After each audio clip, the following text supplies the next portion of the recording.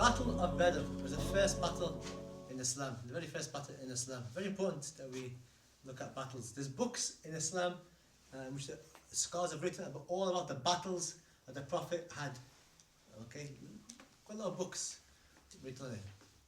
Okay, what's the point of knowing about the battles that the Prophet did, was involved in? So we know how, or if we ever find ourselves in battle, we know how to the correct manners, etiquette in battle, in jihad. We're talking about jihad, right? This was the first battle in Islam. Before this, there was no battle. Okay, so, and it happened in Ramadan, on the 17th day of Ramadan. It was a Friday. Okay, which last year, the 17th of Ramadan coincided with the Friday. Okay, so but it's essentially the anniversary. So almost 1,432 years ago, on the Friday, the 17th of Ramadan, the balance of Islam was on the edge. What I mean by that, I'll explain. On this day, the 17th of Ramadan, one of the greatest moments in the history of Islam was about to unfold.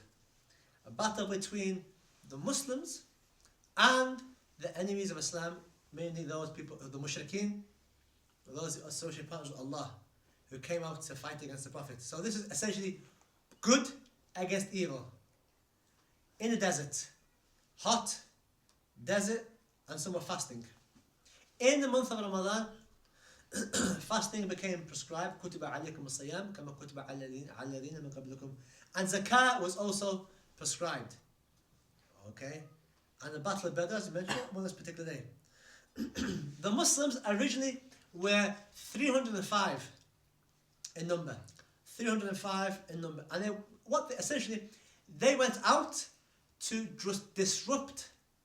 There was a caravan. What do you mean by caravan? A caravan is a large group of camels that carry a load. Okay? Transport. Like, on the motorways, you have lorries that come and go. Lorries with stuff that transport stuff from city to city. Amongst the Arabs, that was called a caravan. Transporting things between one city and another city.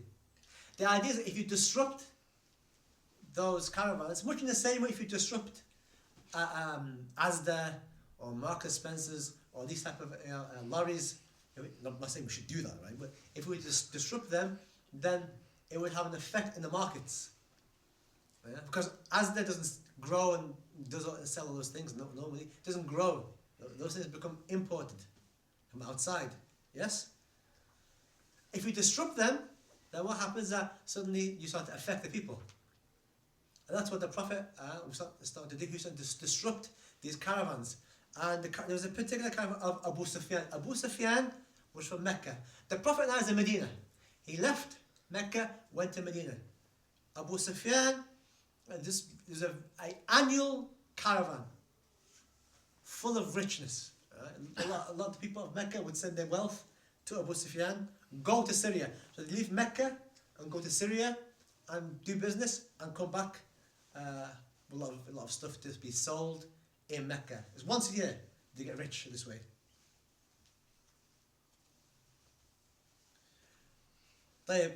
And when the Prophet went on to disrupt this caravan, okay, on its way from Mecca to Syria, the Prophet got there a bit late, a couple of days late, and he missed the caravan. So the caravan went to Syria. Nonetheless, the Prophet was going to wait for the caravan to come back and disrupt it on its way back. Okay. The Prophet's daughter, Ruqayyah, okay, who was married to Uthman, who was going to be the third Khalifa, Ruqayyah was quite ill. Despite this, the Prophet went out anyway. On the way back from Syria, because he went, Abu Sufyan went with money to Syria. On the way back, he's bought all the stuff, because people in Mecca would give him money. Take this and take this, take this, and go and buy stuff and bring it back and would sell it. Abu Sufyan, on the way back, news got to him that the Prophet and the Muslims were going to attack his caravan. An attack on the caravan was an attack on the whole Mecca. All the money's there. Somehow Abu Sufyan heard about it. Allah, I know how.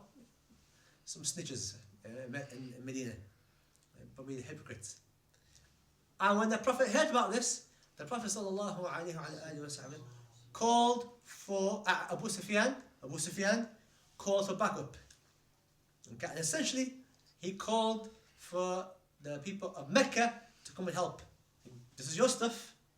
If you want all your wealth to disappear, all the goods that you're gonna sell in the following year in your markets to be robbed, then let it be and don't do anything about it. But if you care about your stuff, if you care about your money, come and help me. Right, it's all gonna go. And what he did, Abu Sufyan, he hired a man. He told this man, go back to Mecca. Okay, and this is, just like the news media. He told this man, look, I want you to go.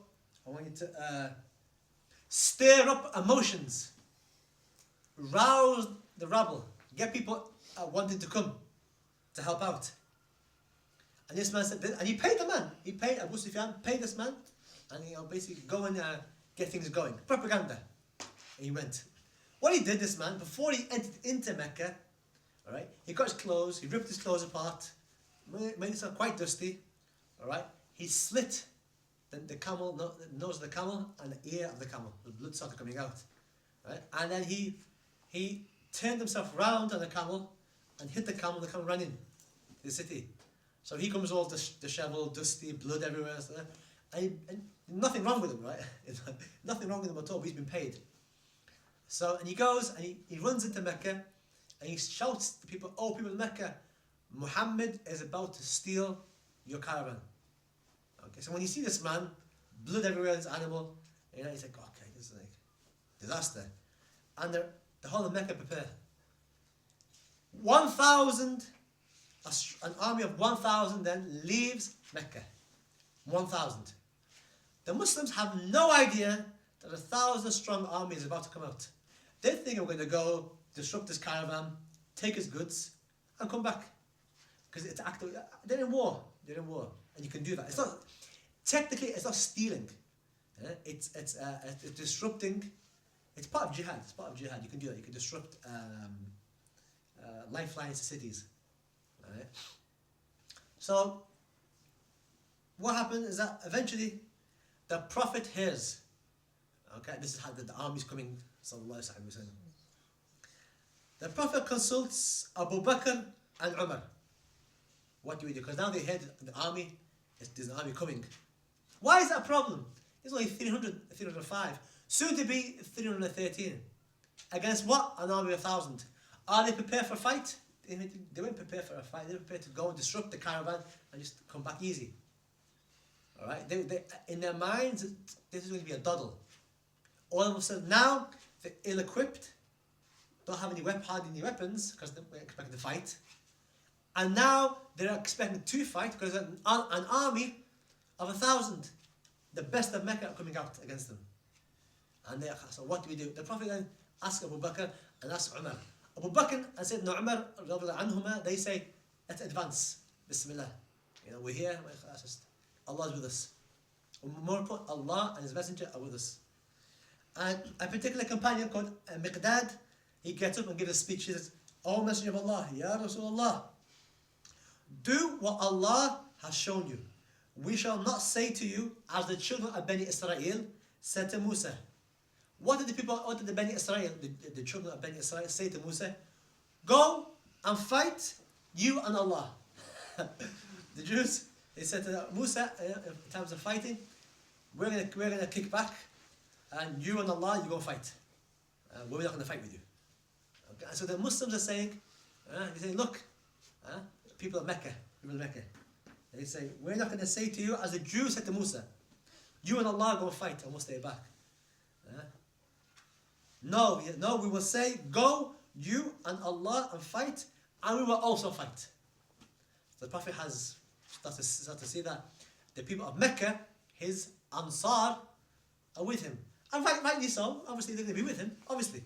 Because they've come all the way from Mecca. They were with him in the difficulty in time of Mecca. The problem is the people of Medina who are new, who has just arrived, who we spent less than 2 years with. Are they ready to fight? People of Mecca, 12 years. They have no problem with the people of Mecca. People of Medina, are they ready? So the Prophet's face lit up. Okay? And Ansar, the people of Medina, Ansar, they say, "Oh Messenger of Allah, if you were to tell us to cross the ocean," this is the people of Medina. These are the people that he's been with for less than 2 years. Very new. A lot of them are new to Islam. They get up and the person gets up and says, "Oh, Ya Rasulullah, if you were to tell us to cross the ocean, okay, and you plunged yourself in first, we would plunge ourselves in as well after you. No one would stay behind."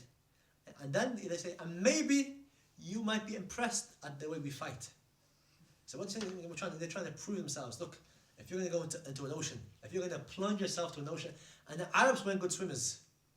The Arabs did not like the ocean. Didn't like it. Okay, they were desert dwelling people. Oceans, seas, things rocking up and down. They weren't too keen with. Didn't like it.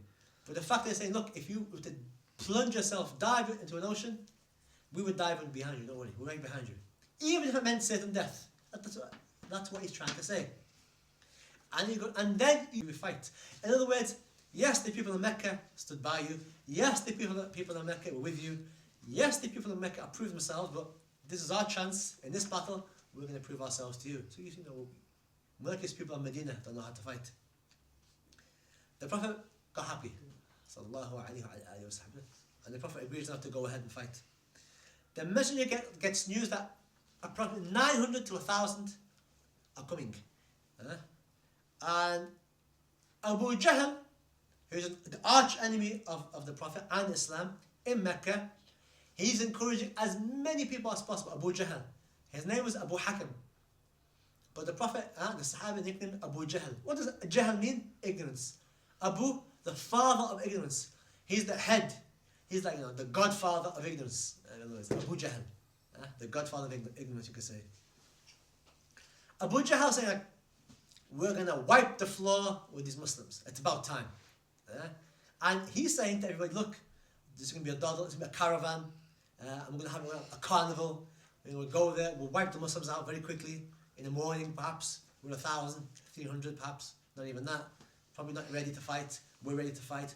We'll wipe the floor, and then we'll sit, and the next few days we'll relax, drink, women, relax, music, have a good time, basically. That's what he's saying. So he's saying that's going to be easy. Okay? It was a Thursday night, the 17th night of Ramadan. The night precedes the day, right? Thursday, the 17th night of Ramadan. Okay? And a shelter was made for the Prophet and the Sahaba. The Muslims, despite not being fully prepared, despite knowing that tomorrow they're going to face an army of 1,000, which is a ratio of what? 1,000 to 300? What's the ratio? One Muslim to 3 non-Muslims. And those 3 have weapons, swords. And what you have, at best, maybe a bow and arrow. Some of them didn't even have that. Maybe 1 or 2 had swords. A few had swords. Alright, so imagine you're going to fight against 3, and those 3, armor, swords, well, they're kitted out to the teeth. You've got nothing. So how are you going to sleep at night? They said peacefully, very peacefully. It's one of the most peaceful sleeps I had, in a long time. A peaceful sleep came down by Allah. How was the Prophet sallallahu alaihi wasallam? The Prophet prayed all night, didn't sleep. All night. And he made a dua to Allah. He said, "Oh Allah, here are Quraysh. Quraysh are the tribe of Mecca. Okay, they come in their arrogance, showing off, going against you, Ya Allah, disbelieving you and disbelieving in your messenger. Oh Allah, your victory which you promised me, oh Allah, destroy them." One of the few times where the Prophet is making a dua against them, because this is an army that's going to come just to wipe out the Muslims. And if they succeed, the Prophet has said, Ya Allah, if they succeed, there's going to be nobody on the face of the earth who's going to worship you. In other words, this is all we've got. If these Muslims are going to be taken away from the face of the earth, there's going to be nobody that's going to worship you on the face of the earth. Okay? And the Messenger sallallahu alayhi wa sallam got the army ready. As he was lying, and in that night he was making a lot of dua. And the dua, and even during the day, his dua was, Ya Hayyu Ya Qayyum, O living, O sustainer. And some narrations hold that he was making that dua during the day. Anyway, as he was getting the army ready, landing them up, a particular companion called Sawad, okay, he was out of place. He was out of place. Because, you know, one of the descriptions of the Muslims in the previous scriptures is that when they come to pray, they line themselves up as if they're about to do battle. In the previous scriptures, the description of the Muslims is that when they pray, they pray as if they form lines similar to in battle. That's how they pray. Because if you think about it, it's very strange, right? Compared to the normal formations, how people fight, how people pray, shoulder to shoulder, lining up behind the leader. When the leader moves, we move. Okay, it's discipline. Similar to fighting. We have a leader, the squadron, he lets us know when, and we move shoulder to shoulder. We don't let there's no gaps in our lines so that anyone can get in. Shoulder to shoulder. That's how we pray. That's why the angels have written down that Muslims, when they come to pray, they're similar to as if they're in battle, in jihad. Now in Salah, if you're out of place, what happens? Someone will tap you, right? Get in line. Or the Imam say, Astawu, Tarasu, Suddu bin al-Furij. Straighten lines, fill the gaps. Shoulder to shoulder. Okay. It's the sunnah is shoulder to shoulder. Okay. Some people like to, put the feet right next to your feet. There's like an obsession with that, I noticed. Even when I pray to that, I just give out. I just keep my foot there and they can just, stick their foot as close as possible as they want to. Because if I just move, for me it irritates me, I just move my foot a little bit. It's in Madhab al-Shafi'i, it's makruh, disliked to have a space between your foot and the person next to you, a space of 4 fingers. Makruh. But people say, there's a hadith in which you have to straighten the gaps and so forth, fill gaps so the shaitan can't get in. Alright, fair enough. But if you think that by doing that it's going to stop the shaitan, okay, then let me ask you a question. When we go into sujood, are you fitted together? When we're sitting in sujood, are you fitted together with the next person? No. Think about it. We're not, are we? So what happens then? Does the shaitan get in then? You see, people are ignorant. People don't know anything about the religion. They're going to play footsie with you instead. And that's what they're going to do. It irritates me. I never noticed, because it's like until Taraweeh. Because we have the Qaris, they lead Taraweeh. I'm the Imam most of the time, you see. But now people putting your foot next to your foot. And some people got very sharp nails as well, toenails. What's going on? What's about it? But anyway, just try not to get too bogged down with the person's foot next to you. If you're more focused on the person's foot, is the foot more greater to you than Allah? When you say Allahu Akbar, Allah is the greatest, and you're more focused on the guy's foot. Come on, it's a bit mature. But anyway, that's our ignorance. That's the ignorance, and people don't want to know. But really, shaitan is going to get in the sujood. He's going to get in, and when you're sitting in between the two prostrations, you fit on together. Shaitan's in there, right? Anyway, the point that this particular companion, Sawad, he was out of line, and the Prophet was checking, and he saw Sawad out of line, out of place. And what did the Prophet do? Sallallahu alaihi wasallam? The Prophet had an arrow in his hand, and when he saw him out of place, the Prophet tapped him on the stomach as if to say, "Get back in line." So the Prophet sallallahu alaihi wasallam, when he did that, when he smacked him in the stomach, Sawad He goes, Ya Rasulullah, you've harmed me, you've hurt me. And the Prophet said, listen, stop messing around. This is, we're about to fight.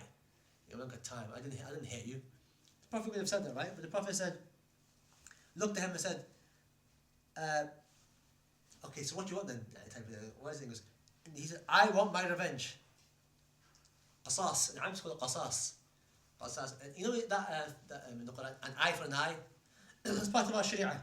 If someone breaks a bone, then you're allowed to the judge allows someone to break his bone.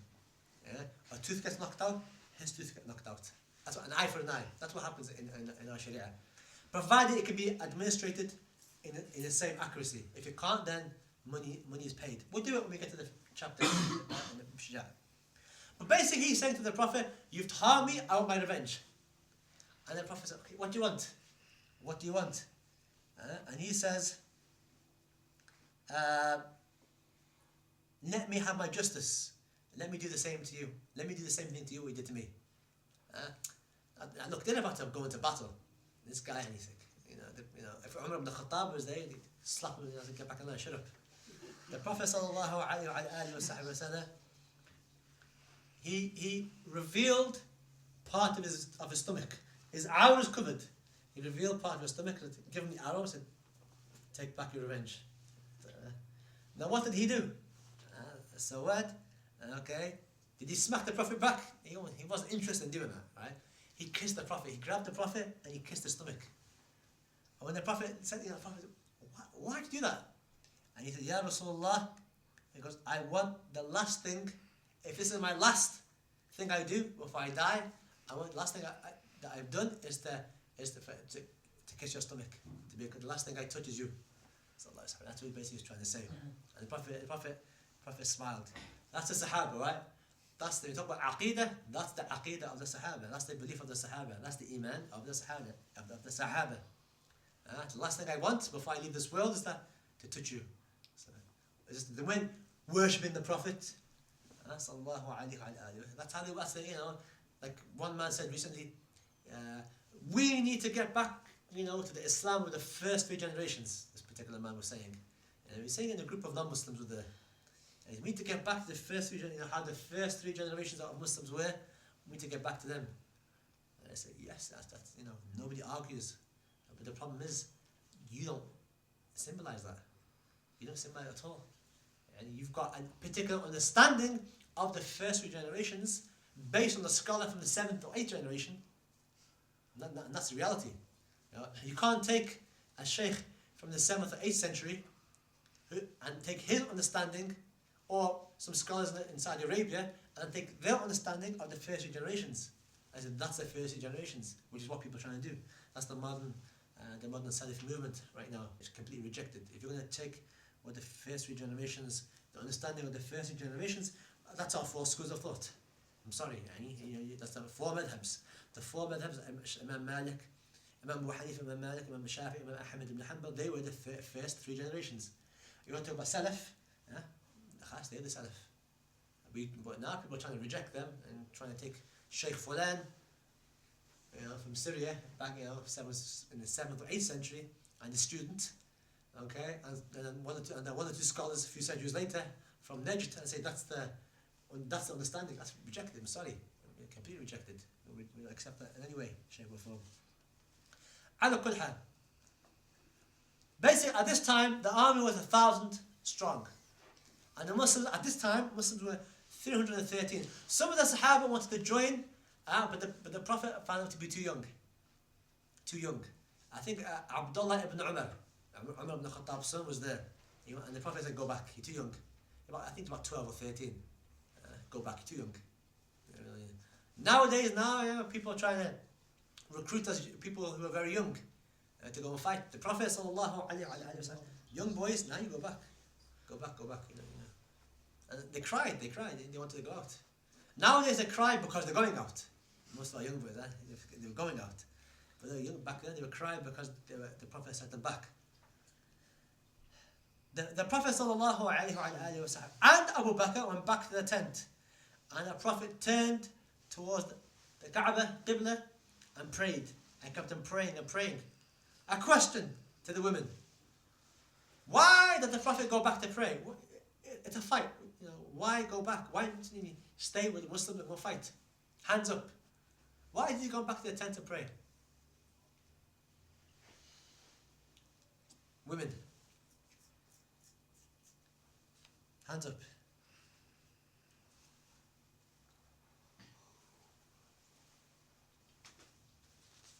Anybody? Somebody? Can you repeat the question? At least that's good, alhamdulillah. Why did the Prophet sallallahu alaihi wasallam leave the battle and go back to his tent to pray? We did mention it in the book, right, a few days ago, that the Prophet sallallahu alaihi wasallam was always the first in battle, right? You mentioned it, right? Yes or no? Yes. But in this battle, the first battle, he went back to his tent. Was he scared? No way. Absolutely not scared. No, he's scared of what? What did he do? But why did he go back to his tent? Why? Maybe to get to do dua to start their battle. Okay. To get guidance from Allah. Okay. Anything else? Men? Is it to ask for victory? Okay. But why not stay in the battle? It's a fair question. I mean, you're right. But why not stay in the battle? Confined space, so we can him and Allah. Whereas in a battle, he might be distracted. Anything else? Because that's the ultimate. Ultimately, Allah is one who will grant victory to you. So you go straight to the source. The victory is in the tent. The source of the victory is in the tent. The source of the victory is the dua. The source of victory is not the fight, is not the 313. No. The source of the victory is in that tent. When the Prophet is in the tent, he's calling to Allah. Okay, that's the source of the victory. And this is something that's forgotten amongst the Muslims. This is forgotten. Forgotten that that's a reality. He's turned to Allah. Yes, you could have stayed in the battle. The victory isn't there. The victory is back in that tent. Turning to Allah, dua. That's why nowadays, we say, make dua for the people in Palestine. And people think you're having a joke, you're having a laugh. We should go and fight. Why are you belittling dua? Why is dua such a small thing with you? Why are you putting more faith in yourself than in Allah? That's the reality, right? Where's the tawakkul? Where's the trust in Allah? Alright? One shot, you're dead. You see, but you're putting more trust in your power. There's no power, no strength except by La hawla wa la quwwata illa billah. So our Prophet sallallahu alaihi wasallam went back to his tent and he's pleading with Allah. Even though Allah, interesting. Even though Allah has promised him victory. Another question. Allah promised the victory already in the Quran previously. And that there's going to be a battle will come and you'll win. So it's been promised. The verse of the Quran came down in Mecca. Why, in that case, why is the Prophet still asking Allah for dua? This time the men. To teach us. Teach what? To go to Allah, to ask Allah. Okay. But he's been promised. Allah doesn't lie, right? He's been promised. He's been promised victory. But yeah, he's going back asking Allah for victory. Why? These questions people don't ask. People don't think these. I'm trying to get you to think a bit more deeper. Okay. Is it because that is his part to do? Allah will do Allah's part, and we do our part. So Okay. All right. Takes that. To remain faithful. To remain. Faithful. Okay. Explain a bit more. Although he knows that it's going to happen, he still doesn't want to, although he knows it's happening, That's it's it. going to happen, he doesn't want to be like, oh, this is going to happen, so I'm not going to bother praying. Okay. So therefore, he prays as a token of his Yes. Yes. Can I add something? Is success from Allah? To repeat success from Allah? Yes. Yes. Yes. That's exactly it. That's exactly it. He's been promised. And by him, يعني, just because you've been promised, you have manners. Have some manners. You said you weren't coming. Oh, mashallah. May I make some space? Oh, Bakr, make space for him. Come closer, actually. Come closer, closer. Without knocking the cameras down. As promised, I kept my promise, we're doing the Battle of Badr. Alhamdulillah, it's all recorded. It's good, man, inshallah. So the Prophet sallallahu alayhi wa sallam, he goes back to his tent. Okay? Even though he's been promised, but he's a slave of Allah. And he recognizes that what Allah has given him is immense and he should be grateful. Just like when he was praying all night, his feet were swollen. People complain about Taraweeh, right? 20 rak'at. The Prophet stood and prayed all night. His feet were swollen. Sayyidina Aisha said, Ya Rasulullah, your sins have been forgiven. If you had any, which he doesn't. He's ma'asum. Sallallahu alayhi wa sallam. What did he say? أَفَلَا أَكُونَ عَبْدٌ شَكُورًا. أَفَلَا أَكُونَ عَبْدًا شَكُورًا. Should I not be a grateful servant? The fact that Allah has forgiven my sins. And the same thing happened here. It's the same aqidah, same belief. I should be grateful to Allah. The fact that Allah has given me, I should, you know. And the fact that he's asking Allah, nothing wrong with Allah has promised you, keep on asking Allah. Asking Allah for victory. We have been promised by Allah victory. Ultimately, the Muslims will be victorious. Ultimately. I have no doubt whatsoever. Although now, it doesn't look that way. Although now, Israel and these other governments and so forth, X, Y, and Z, they have, you know, the outward manifestation of power over the Muslims. Ultimately, we're going to win. I have no doubt in my heart. And nobody here in this room should have any doubts that ultimately we're going to win. Whether we see it in our lifetimes or in our children's lifetimes, it's going to happen. It's going to happen. Allah's promised. Islam began as something strange, and it will come back as something strange. بدأ الإسلام غريب وسيعود غريب. Well, طوبى للغرباء. Islam will start as something strange. Strange. 5 prayers. What's this about? Hijab. Strange. And it will come back towards the time as something strange. Islam strange, right? And then the Prophet said, but how lucky, how fortunate are the strangers at the end of time. Okay, and we're strangers, we're the 5th of the world's population. But anyway, we looked at as being strange. Hijab and fasting and salah and these things. You guys are strange. Right? Halal food and Ramadan. It's all strange, you know, strange. Although it's not getting as strange as it used to be. But the point is that Islam comes back as something strange. So the Prophet ﷺ went back to his tent and prayed. Okay? And his dua was, Ya Allah, if the Muslims are defeated today, none shall worship you on the face of the earth. Because all the Muslims, everybody who has La ilaha illallah, Muhammadan Rasulullah, every single one was there. We're all there. And if they're going to be destroyed, there's nobody else. So he's saying, Ya Allah, these are the cards you've dealt me, and I've played all my cards. And if these cards are ripped apart, there's no cards left to play with.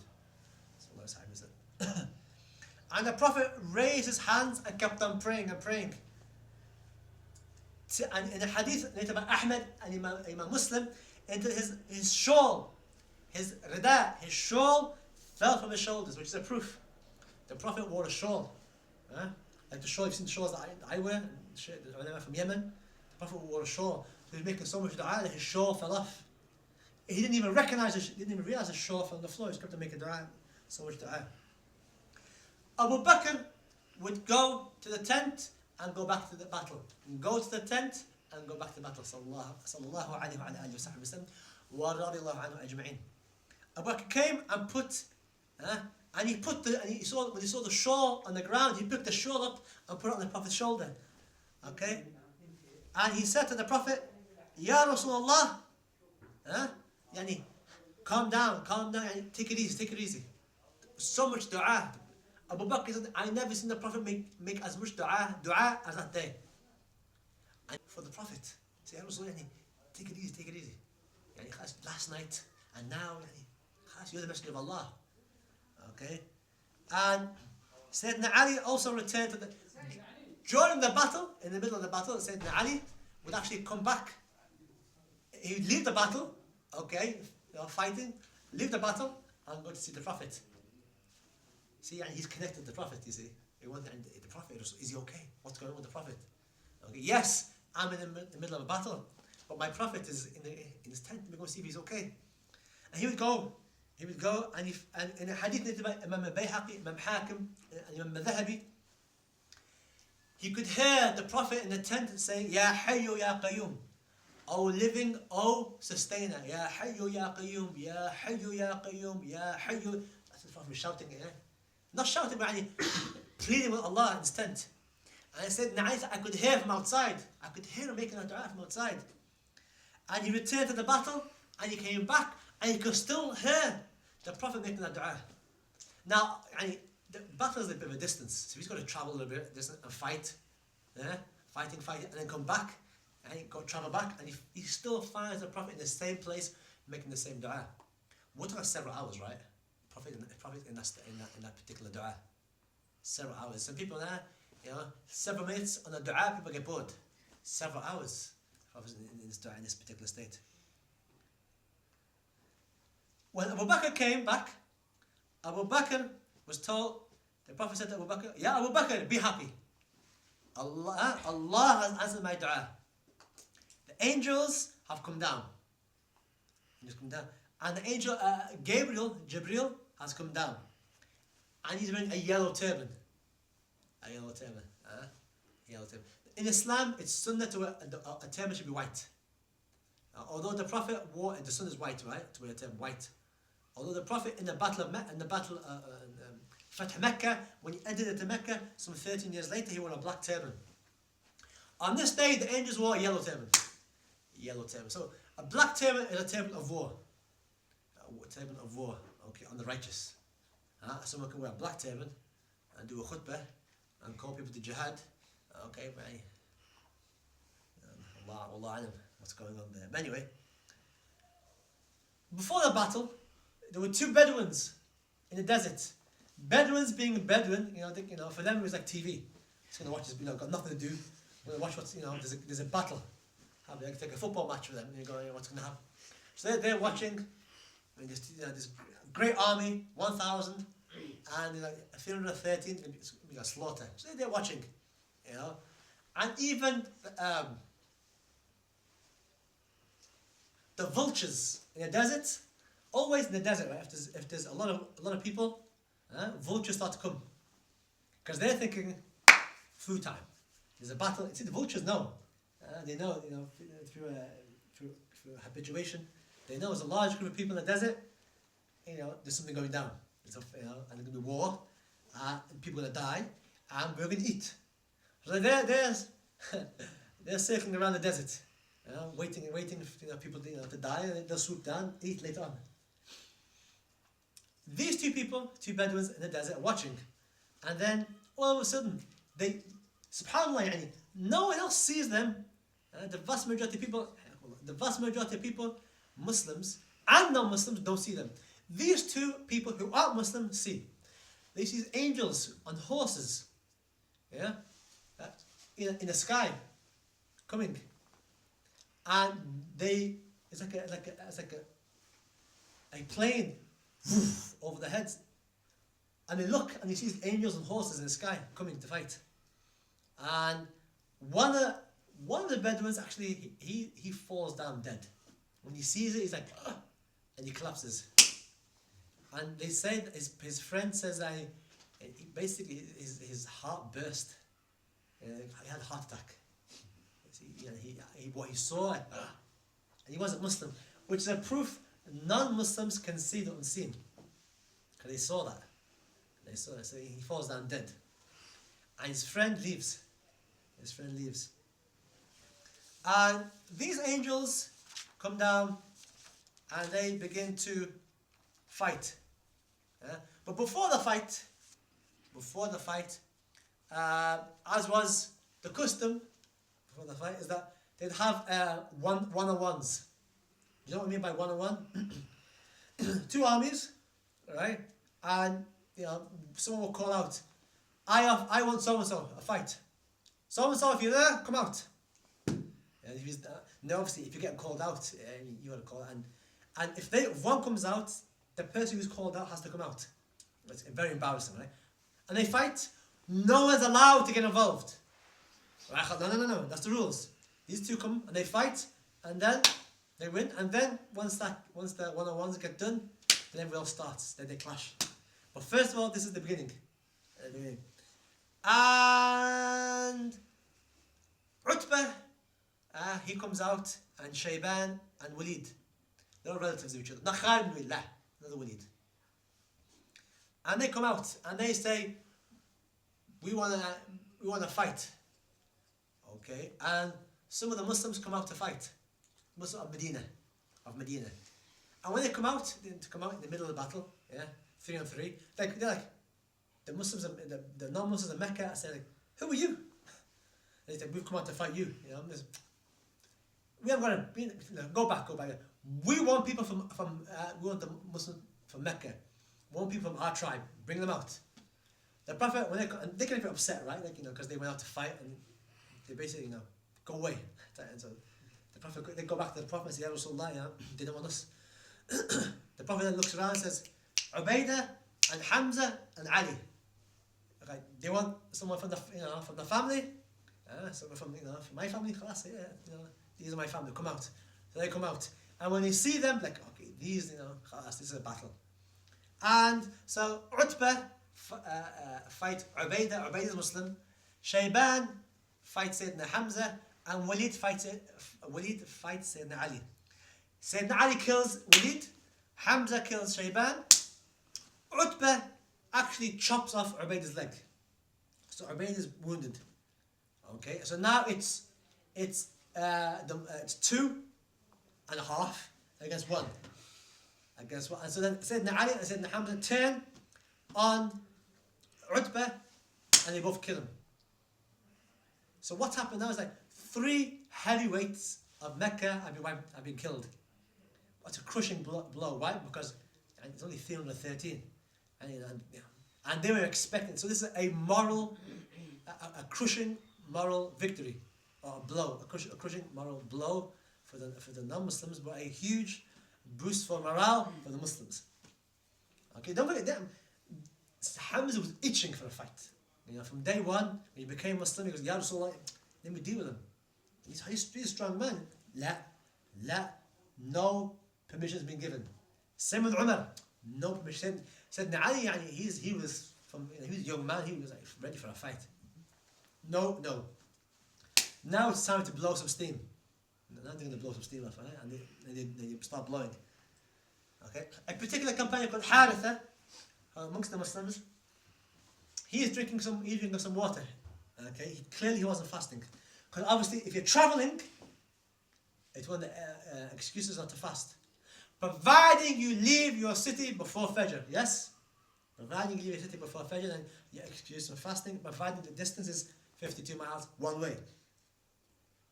So he was drinking some water, and as he was drinking, an arrow comes and goes through his neck, and he falls down dying. And Haritha's mother complains afterwards, saying, my boy, she's not complaining that he died, she's complaining that he didn't die as a martyr. She comes crying to the Prophet, Ya Rasulullah, my son, is he a martyr? He goes, yes, he's a martyr. She gets happy, look, he died. No. I'm expecting to die. In fact, I want to die, but I want to die as a martyr. As a martyr. You see? The Prophet ﷺ promises that anyone who dies on this day, heaven shall be their abode. Okay? Heaven shall be their abode. A particular Sahaba called Umair, okay, who had some dates, who had just become Muslim. He just become Muslim, right? hadn't prayed a prayer in his life yet. When he hears the Prophet saying that on this day everybody dies, you know, it's a one-way trip to heaven, VIP, Shaheed. When he hears this, he has dates in his hand. He's like, "Wow." He throws the dates. Forget that. You know, I'm having dates in heaven. He throws those dates and he runs the battle. He dies. He dies as a martyr. And they say that he's the first person in Islam to go to heaven without praying a prayer. Without praying, he didn't do anything. Apart from he's shedding his blood for lillah. A particular now the battle then comes and they start to clash. The angels come down and the Sahaba and the non-Muslims start to see that people's heads begin to roll. People's heads become chopped off. And what's interesting that there's no Muslims there. So you know, this one guy running, all of a sudden his head comes off and rolls away. And the non-Muslims like, what's going on? And the Muslims are watching. Obviously the angels there are at war. At war. Okay, so they can feel the presence of angels. Okay. A particular Sahabi called Ukash. He was one of the very few who had a sword. And he's fighting, his sword breaks. Miskin, his sword breaks. And what does he do? He goes to the Prophet sallallahu alaihi wasallam. Okay, and says, Ya Rasulullah, my sword is broken. Now, okay, question. Why did he go to the Prophet? Hands up, hands up. Okay, who knows why he went? Who knows what the Prophet did to him next? Who knows what happened next? Who knows what happened next? If you know what happened next, don't put your hand up. Question though, not for those who know. The rest, why did he go to the Prophet? Advice, but he was a sword. Why did he go? He's gone to the Prophet with a broken sword. The Prophet has another sword. Why did he go to the Prophet? Isn't it strange? Or is it strange? Hands up. Who thinks it's strange that he went to the Prophet? Hands up. To be fair, I think it's a bit strange, right? What for? The Prophet has another sword. Why did he go to the Prophet? Let's say, why did he not ask Allah directly? What's the Prophet going to do? But look at the aqeedah, the belief of the Sahaba. We go back to the Prophet. Even at times, like, Ya Rasulullah, my sword is broken. But yeah, what do you expect? The Prophet has a lot of swords. But his belief is to go back to the Prophet. Go back to the Prophet, and the Prophet will ask Allah. That's the belief. No matter Salaf, the early generations, this is the early generation. He goes to the Prophet with his broken sword. Ya Rasulullah, my sword is broken. I can't fight. And the Prophet picks a stick and gives it to him. Did he laugh? Did he say, what is this? Ya Rasul, why are you giving me a stick? What am I going to do with a stick? He didn't laugh. Why? Because he knows the Prophet. What happens to the stick? The stick transforms into a sword. There was no transformers back then. No transformers. But anyway, the Prophet sallallahu alaihi wasallam, a miracle. The stick transformed into a sword. And that sword still continued on many years later. It got passed down through generations. Wallahu alam, if that sword is in Turkey, in a museum. Well, I don't know, that's interesting. طيب, the Muslims won. But I'm going to give you some very interesting stats. 313, yes? Okay, how many are non-Muslims? 1,000. How many, all equipped, fully equipped, right? The Muslims, how many swords? How many swords do you think, by the way? How many swords do you think? 313? Give me a guess. They didn't all have swords, but how many do you think had swords? 15. 8. 8 had swords. Okay, right. 313. How many horses do you think they had? Hands up, so I can pick on them. Hands up. 4? 20. 20 is logical answer? 15. 15. Anybody else? 1. No. Ah? No. 2. 2 horses. All right, camels. I give you a hint. Higher number. How many camels? Because they're desert dwelling people. How many camels? 313. How many camels? 5. 5. A lot more higher. 20. 20. No. 10. No. Let's guess. 36. Huh? 36. No. Hey, why 36? They had 70 camels. 70 camels. Obviously, desert dwelling people, camels more easy. Have you got those stats down?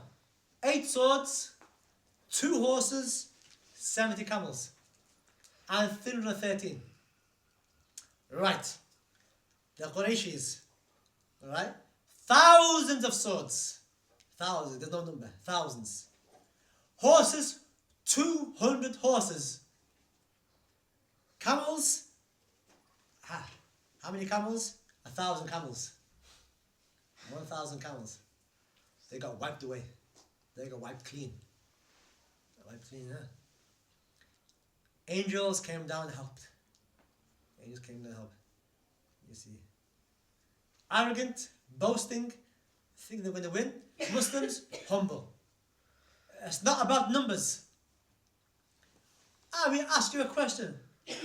Like, these days, can Allah send down angels in yellow turbans to fight the invading army in Gaza? Is Allah still there? Yes. Is Allah still powerful? Are the angels still there? Yes. So can Allah recreate the same thing? The question is, why isn't he? Why is Allah not recreating the same thing? Why are the angels not being sent down with the yellow turbans to destroy these missiles? Yeah, why? Are the Muslims a minority? Yes. Are the non-Muslims majority? Those oppressive people, the Zionists? Be careful, by the way. Be careful, right? I'm using my words very careful.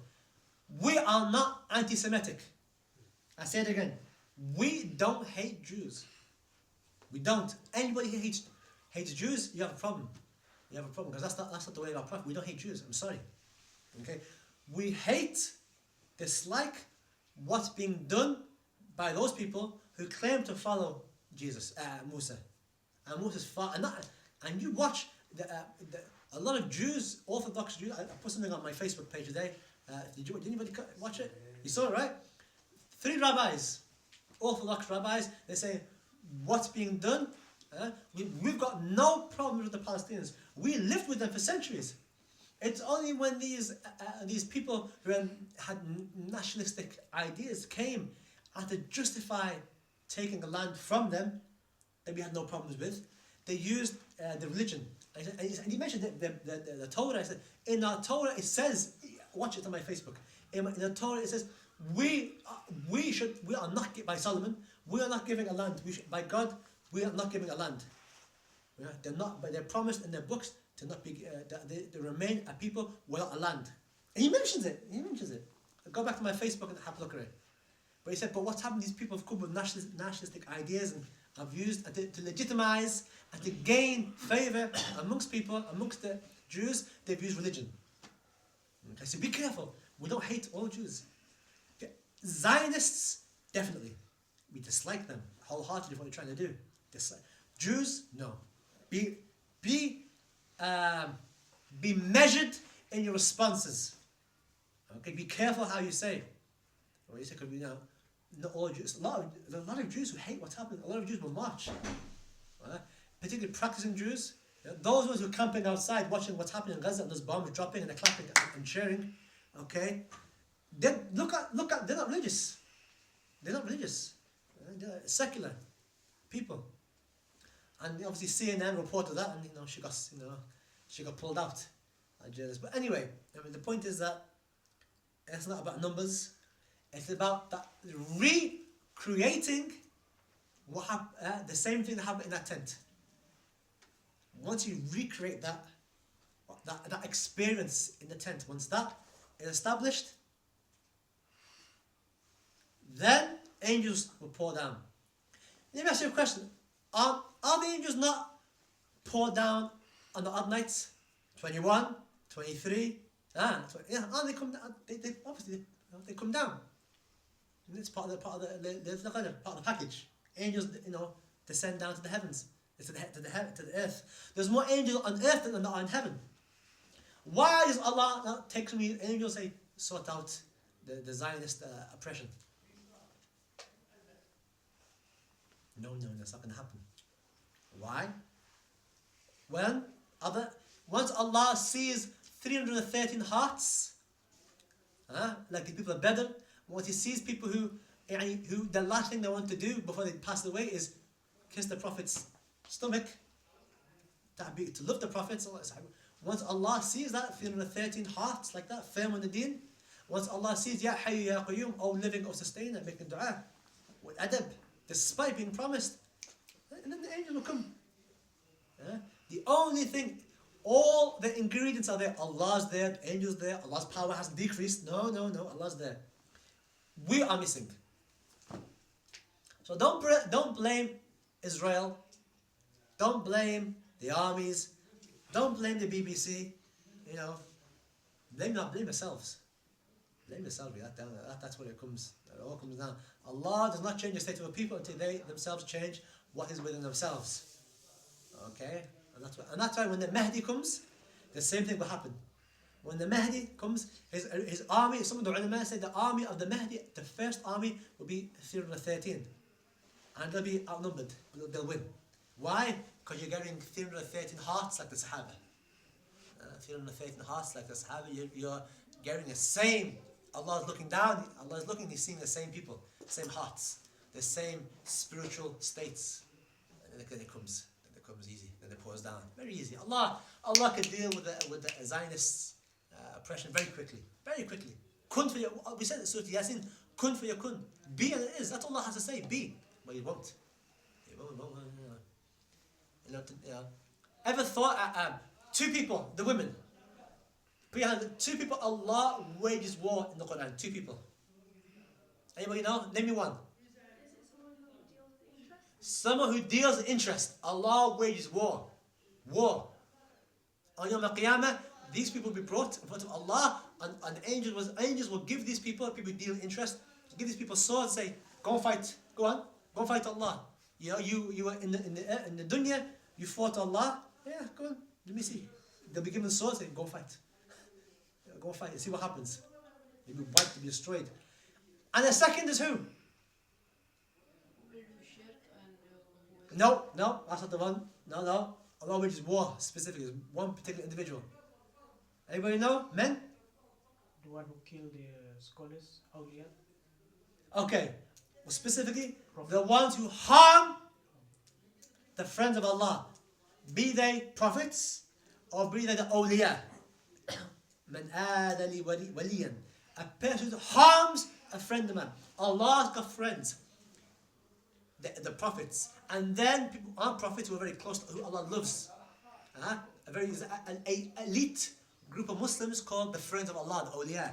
And Allah wages war on anybody who harms them, harms a friend of mine. I wage war, and Allah specifically wages war. People in interest, and people who harm any of His friends. Let me ask you a question: is interest now widespread amongst the Muslims? And are people now not harming the awliya, calling them mushrikeen, kuffar, destroying the graves of the great ulama of the past? Are people now criticizing them, calling them kuffar, disbelievers? Are we not finding that in books? Are we not finding people disrespecting the awliya who have passed away? Even worse, right? And disrespecting the friends of Allah who are alive. And few and far between, calling them kafir, mushrik. So there's portions of the Ummah who wage war against Allah. And Allah wages war. And who's to say that Allah's manifestation of His war against them is what's happening in Muslim lands? Something to think about, right? Yeah, something to think about. Wallahu ta'ala alam. Anyway, the Muslims won, inshallah. And if you want to know the rest of that story, for the women, Tuesdays after Ramadan, Tuesdays after the 6 days, come back and obviously we'll be continuing the seerah. And then men, Wednesdays at Zul's house, inshallah we'll be continuing that, and you can hear a lot more in detail what happened before, what happened after, in a lot more detail, inshallah. That was just a little taster of what happened. That was based on the khutbah I did last year. Wallahu ta'ala.